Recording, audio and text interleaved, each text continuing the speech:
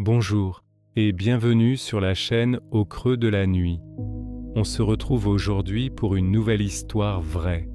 New York, décembre 1979. Une chambre d'hôtel miteux de Times Square. Les pompiers défoncent la porte du room 417. La fumée noire s'échappe dans le couloir. Ce qu'ils découvrent à l'intérieur va les hanter à jamais. 2 corps sans tête, sans mains. Brûlé, l'odeur de chair calcinée imprègne les murs. Personne ne sait encore qu'un homme vient de commettre l'impensable.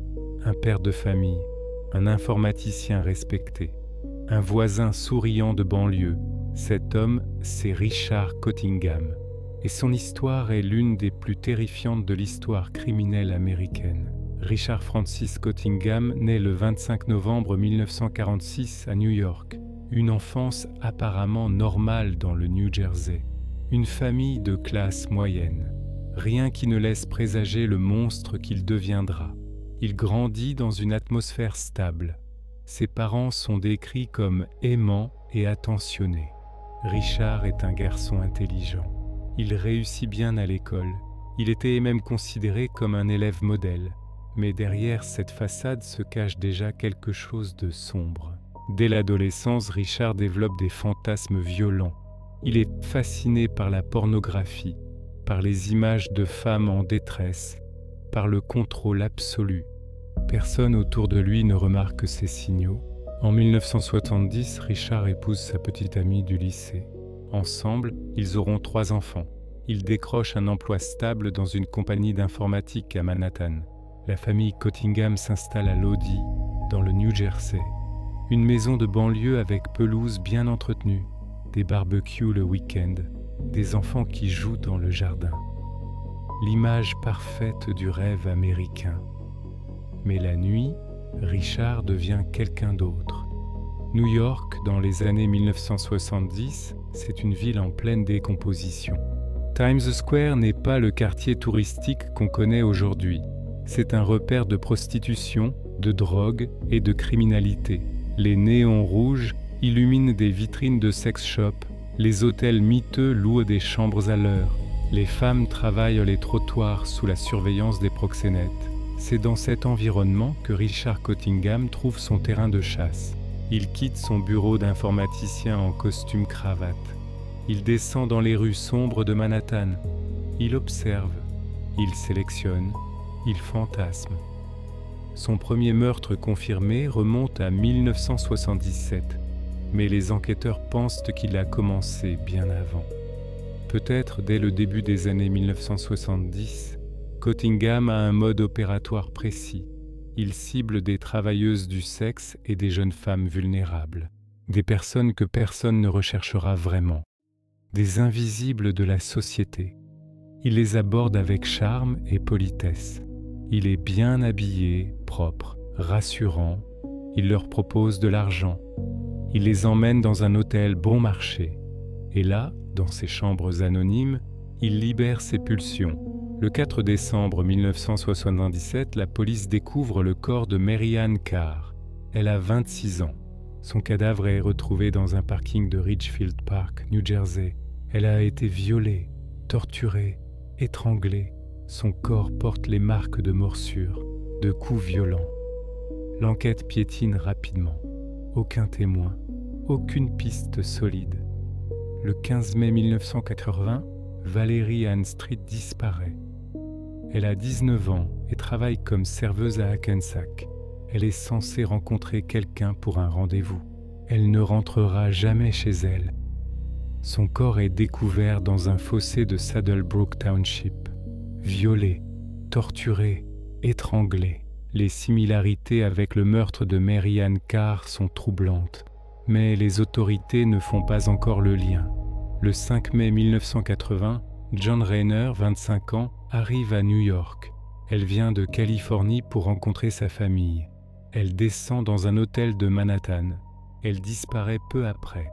Le lendemain, les pompiers sont appelés au Seville Hotel sur la 29e rue. La chambre 417 est en feu. À l'intérieur, ils trouvent le corps décapité et sans main de Jean Rayner. La tête et les mains ne seront jamais retrouvées. Le matelas a été partiellement brûlé. L'assassin a tenté d'effacer les preuves. Mais il a laissé suffisamment d'indices pour que la police comprenne. Ils ont affaire à quelqu'un d'extrêmement dangereux. 3 jours plus tard, le 8 décembre 1979, c'est l'horreur absolue. Le Travelin' Motor Hotel à Times Square, chambre 417 encore une fois. Un incendie se déclare dans la nuit. Les pompiers interviennent rapidement. Ce qu'ils découvrent dépasse l'entendement. 2 corps de femmes, sans tête, sans main, brûlés au chalumeau. Le niveau de violence est inimaginable. Les victimes sont identifiées comme Didé Goudarzi, 22 ans, et une autre femme dont l'identité reste inconnue pendant des années. Didé était une travailleuse du sexe originaire du Koweït. Elle rêvait d'une vie meilleure. L'autre victime ne sera identifiée que des décennies plus tard grâce à l'ADN. Il s'agit de Mary Ann Pryor, 17 ans, disparue en 1974. Les médias s'emparent de l'affaire. On parle du Torso Killer, du Times Square Killer. La panique s'installe à New York. Les femmes ont peur de sortir la nuit. Les hôtels bon marché deviennent des scènes de crimes potentiels. Mais Richard Cottingham n'a pas terminé. Le 15 mai 1980, Cottingham kidnappe une adolescente de 18 ans dans un centre commercial du New Jersey. Il la traîne jusqu'à un motel de Hasbrook Heights. Il l'attache, la torture pendant des heures. Il la mord, la brûle avec des cigarettes, la viole à plusieurs reprises. Mais cette fois, quelque chose se passe différemment. La jeune fille arrive à raisonner avec lui. Elle lui parle calmement. Elle le supplie de la laisser partir. Elle promet de ne rien dire. Cottingham hésite. Pour une raison inconnue, il la relâche. Elle court immédiatement vers la police. Elle fournit une description détaillée, un signalement du véhicule, une description physique précise de son agresseur. Pour la première fois, la police a une piste concrète. Quelques jours plus tard, le 22 mai 1980, Cottingham commet une erreur fatale. Il kidnappe une autre jeune femme, Leslie Ann Odell, dans un bar de Midtown Manhattan. Il l'emmène au Quality Inn à Hasbrook Heights. Même chambre, même rituel. Il l'attache au lit avec des menottes. Il commence à la torturer. Mais Leslie ne se laisse pas faire. Elle hurle, elle se débat violemment. Ses cris traversent les murs minces du motel. Un employé de l'hôtel entend les cris. Il appelle la police. Les agents arrivent dans quelques minutes. Ils défoncent la porte de la chambre. Richard Cottingham est là, penché sur sa victime, les menottes à la main. Des outils de torture éparpillés sur le lit. Il essaie de fuir, mais il est rapidement maîtrisé. Leslie Ann Odell est sauvée. Le cauchemar de Richard Cottingham vient de prendre fin. L'arrestation de Cottingham fait sensation. Cet homme respectable, père de 3 enfants, informaticien modèle, personne ne peut y croire. Ses voisins sont sous le choc. Sa femme refuse d'accepter la réalité.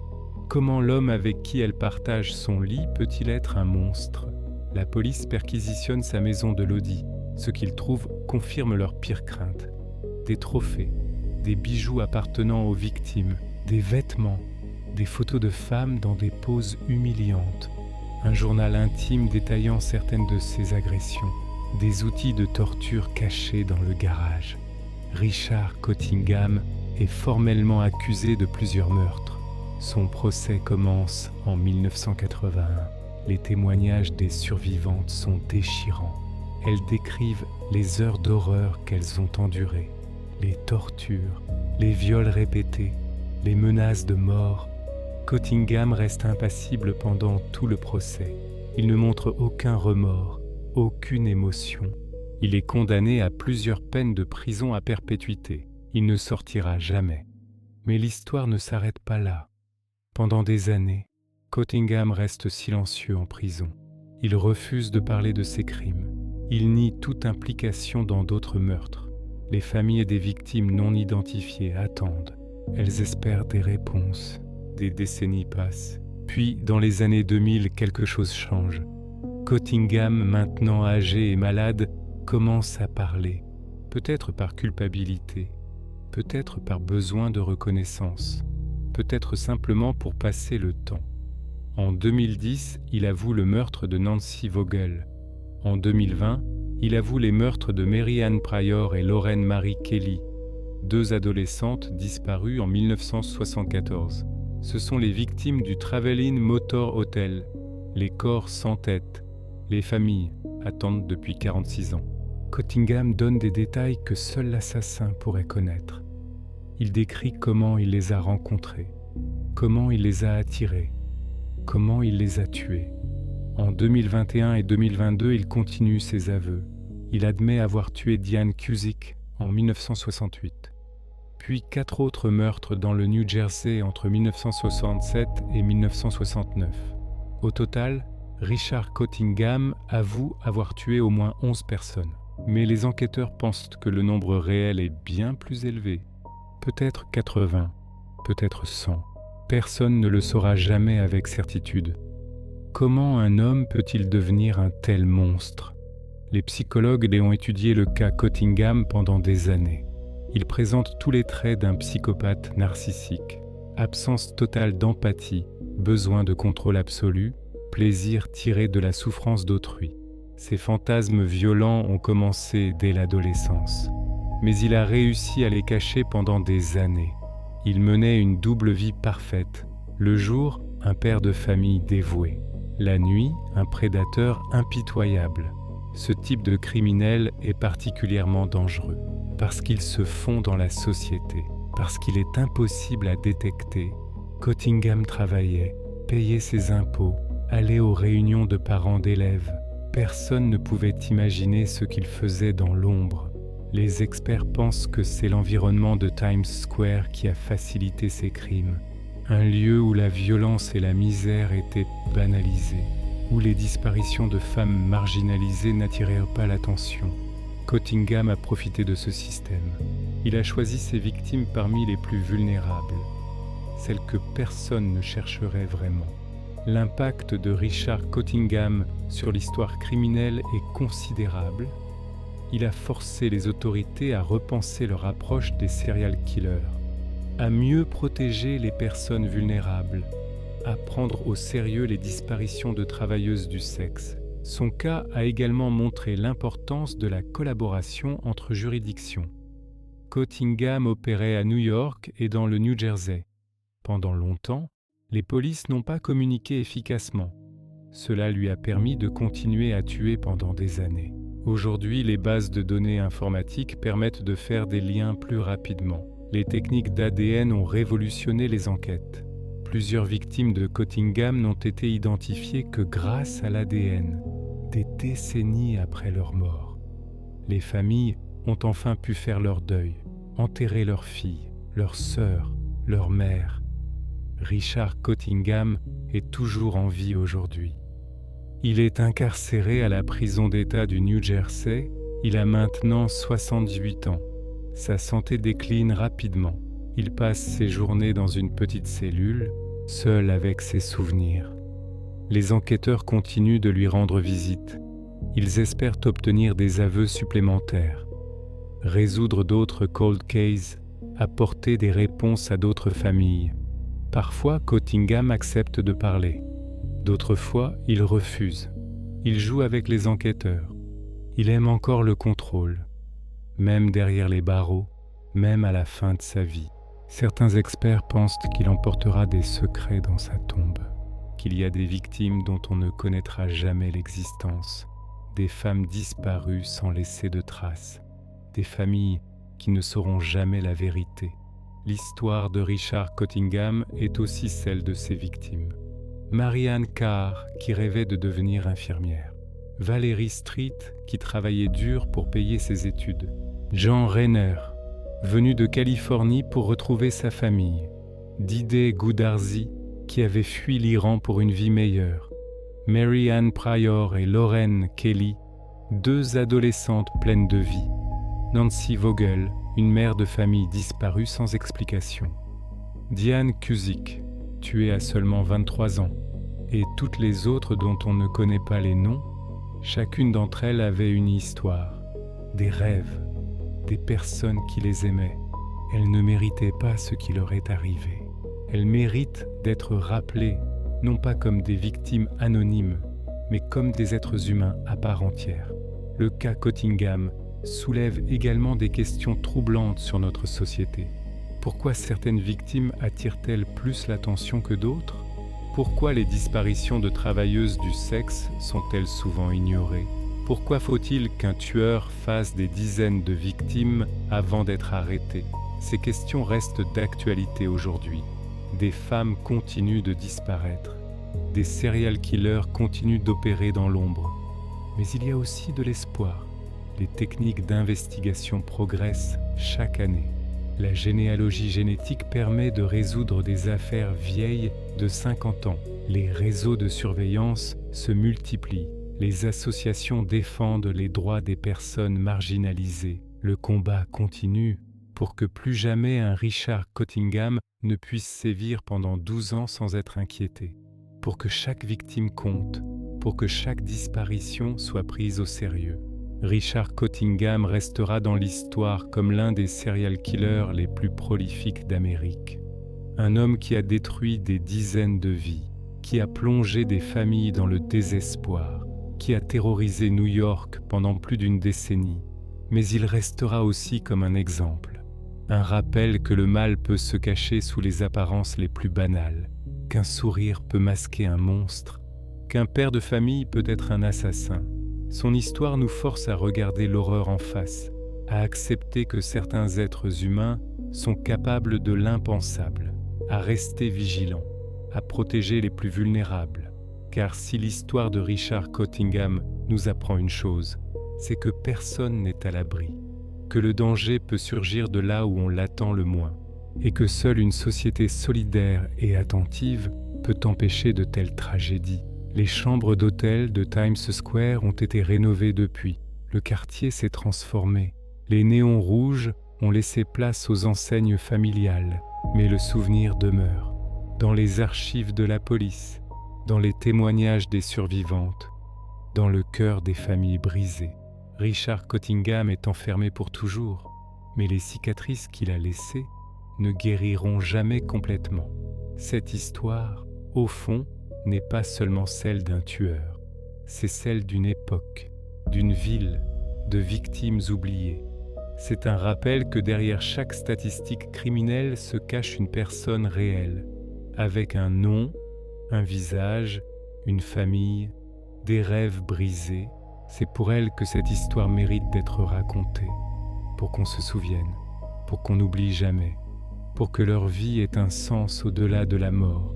Si cette histoire vous a marqué, si elle vous a fait réfléchir sur la nature humaine et sur l'importance de protéger les plus vulnérables d'entre nous, alors partagez-la.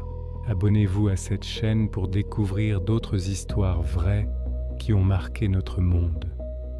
Activez la cloche de notification, car chaque histoire que nous racontons est un hommage aux victimes, un rappel des leçons du passé et un appel à construire un avenir meilleur.